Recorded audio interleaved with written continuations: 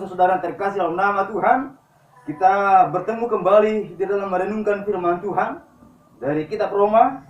Marilah kita berdoa. Bapa, kami hadapan-Mu memohon pertolongan hikmat bijaksana pada Tuhan untuk kami dapat mengerti kebenaran Tuhan dan dapat kami melakukan itu dalam kehidupan ini Bapa. Dalam nama Tuhan Yesus kami berdoa dan bersyukur. Haleluya. Amin.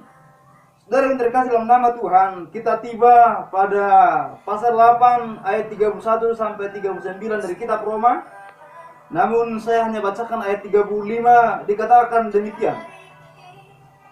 Siapakah yang akan memisahkan kita dari kasih Kristus? Penindasan atau kesesakan, atau penganiayaan, atau kelaparan, atau ketelanjangan, atau bahaya, atau pedang? Seperti ada tertulis, oleh karena engkau kami adalah dalam bahaya maut sepanjang hari. Kami telah dianggap sebagai domba-domba sembelihan. Namun berbahagia adalah setiap orang mendengar dan melakukan firman Tuhan. Amin. Saudara yang terkasih dalam nama Tuhan, Allah yang maha baik, Allah yang maha kasih, itulah yang dijelaskan, disampaikan oleh Rasul Paulus kepada jemaat di Roma. Dan pada bagian ini kita masih dalam tema yang sama, yaitu kemerdekaan sejati.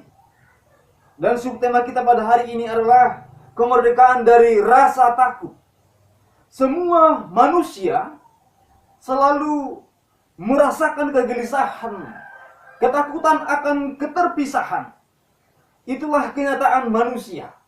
Setiap kali seseorang berpisah dengan saudaranya yang lain, maka dia akan masuk kepada situasi yang sedih.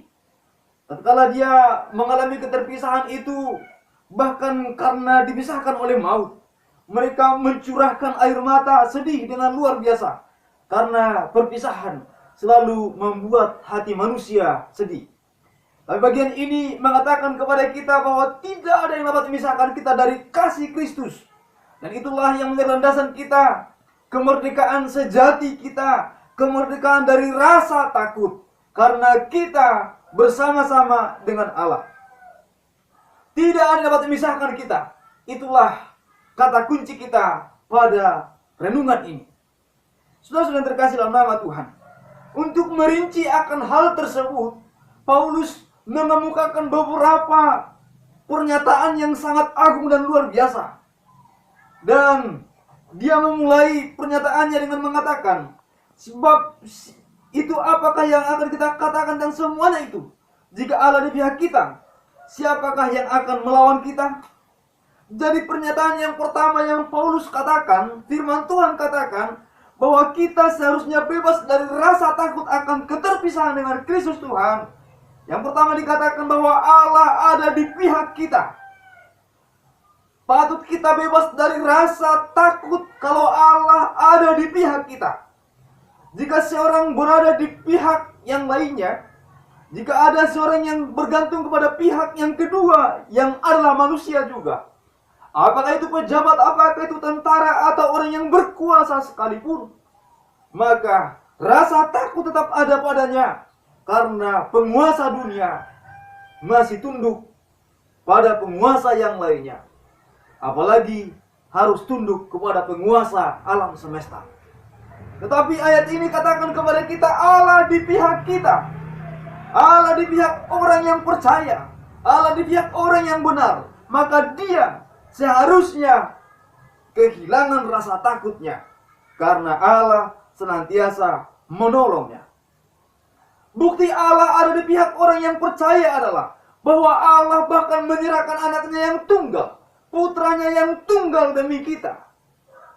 Sebuah penyerahan yang luar biasa, sebuah pemberian yang agung, sebuah pemberian yang tiada bandingnya, tiada taranya, yang tidak mungkin dapat diukur oleh emas dan perak atau apapun yang ada dalam semesta ini. Sebuah pemberian yang sangat agung, yaitu putranya sendiri diberikan demi kita.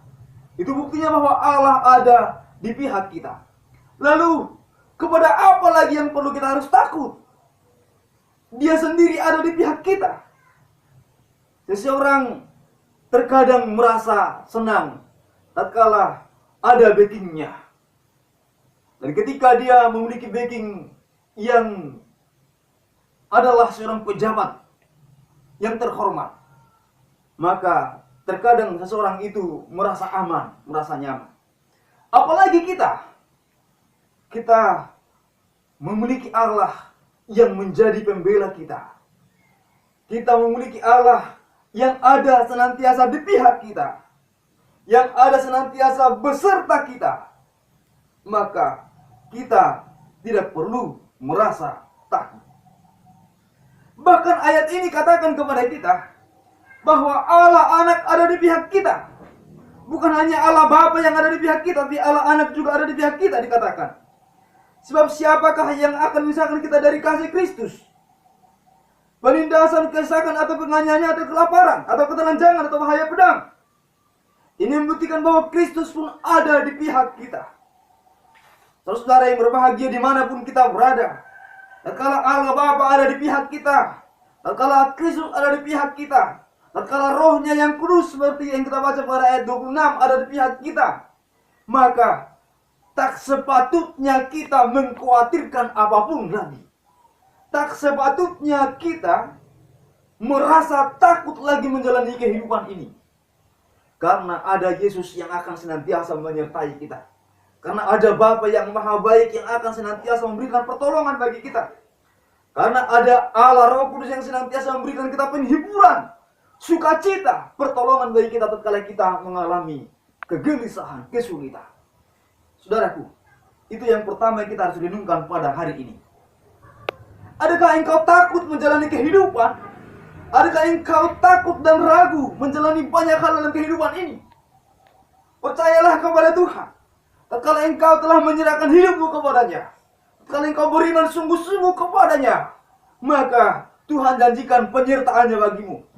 Tuhan janjikan bahwa Dia ada di pihakmu. Tuhan janjikan bahwa Kristus ada di pihakmu. Tuhan janjikan bahwa Rohnya yang kudus ada beserta denganmu. Itulah yang dikatakan firman Tuhan kepada kita.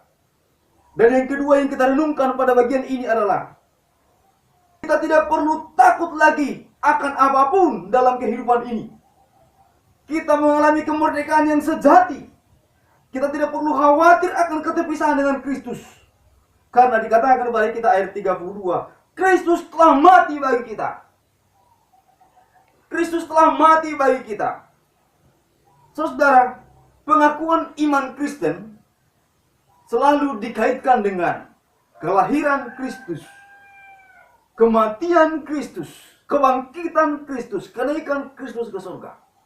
Dan pada bagian ini dikatakan kepada kita, Kristus mati bagi kita. Maka kita tidak perlu merasa khawatir akan berpisah lagi dengan Dia. Tidak ada yang dapat memisahkan kita dari Kristus Tuhan, karena bahkan maut pun tidak dapat memisahkan kita. Bukankah kita telah mati bersama-sama dengan Kristus setelah kita percaya kepada Dia? Kita telah mati bersama-sama dengan Kristus. Dan itu berarti maut pun, kematian pun tidak dapat memisahkan kita dari kasih Kristus. Dia sendiri yang telah mati bagi kita. Darahnya sendiri yang telah dicurahkan bagi kita. Dia sendiri yang sudah bangkit bagi kita untuk kehidupan dan kehidupan kita. Jadi kita mati bersama-sama dengan Dia tatkala kita percaya kepada Dia. Kita bangkit bersama-sama dengan Dia tatkala Dia telah bangkit untuk kebangkitan kita, untuk kehidupan kita. Jadi bahkan dalam kematiannya kita bersama dengan Dia. Bahkan juga dalam kebangkitannya kita bersama dengan Dia. Bahkan dalam kematian kita, karena dosa kita, Dia pun datang untuk bersama-sama dengan kita. Dia datang demi kita. Dia datang untuk kita. Dia datang untuk menyerahkan segalanya demi kita. Itulah yang bagian ini katakan kepada kita. Jadi kita tidak akan mungkin berpisah dari Kristus Tuhan kita. Tidak ada yang dapat memisahkan kita dari kasih Kristus, bahkan maut sekalipun. Ayat ini katakan, bahkan penguasa-penguasa, bahkan ketelanjangan, kelaparan. Ini juga berarti bahwa tatkala kita menjalani kehidupan ini, hal-hal yang menimpa orang yang di luar Kristus juga mungkin akan menimpa kita. Kita mungkin pernah akan mengalami yang namanya kelaparan. Pernah mungkin akan mengalami kesulitan. Pernah bahkan mungkin akan mengalami juga maut. Tapi itu pun tidak dapat memisahkan kita dari kasih Kristus. Itulah yang sangat luar biasa. Kita boleh sama-sama mengalami pergumulan seperti yang lain oleh pergumulan dunia. Tetapi perbedaannya adalah bahwa kita mendapatkan penyertaan yang tidak pernah berhenti, yang tidak pernah ditinggalkan, yaitu penyertaan Tuhan Yesus Kristus Tuhan kita. Kita mengingat sebuah lagu yang sangat luar biasa dari Joseph Scriven. Yesus kawan yang sejati.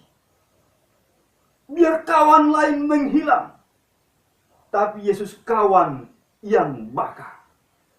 Itulah yang dikatakan Scriven di dalam syair lagunya yang masih kita nyanyikan sampai kepada hari ini. Yesus tidak pernah meninggalkan kita. Kita tidak mungkin pernah berpisah dari Dia tatkala kita telah beriman sungguh-sungguh kepada Dia. Maka saudara yang terkasih dalam nama Tuhan, jangan pernah mengkhawatirkan kehidupanmu bahwa engkau akan berpisah dari Kristus Tuhan. Engkau mungkin memiliki pelanggaran. Engkau mungkin dapat melakukan sebuah kesalahan. Bahkan dalam kesalahan moral, kesalahan dalam berkehidupan. Tapi untuk segala alasan, Yesus mengasihimu. Yesus peduli kepadamu. Yesus tidak meninggalkanmu. Dan tidak ada yang dapat memisahkan Dia daripadamu. Itulah yang ayat ini katakan kepada kita. Maka kita masuk kepada yang ketiga, dikatakan kepada kita bahwa Allah membenarkan kita. Allah membenarkan kita. Bukan hakim dunia yang mengatakan kita telah dibenarkan. Bukan pengadilan dunia yang telah mengatakan kita dibenarkan. Tapi Kristus sendiri, Allah sendiri yang berkata kita dibenarkan. Kita dibenarkan tatkala kita beriman kepada Tuhan dengan sungguh-sungguh. Ayat 33 dari pasal 8 ini.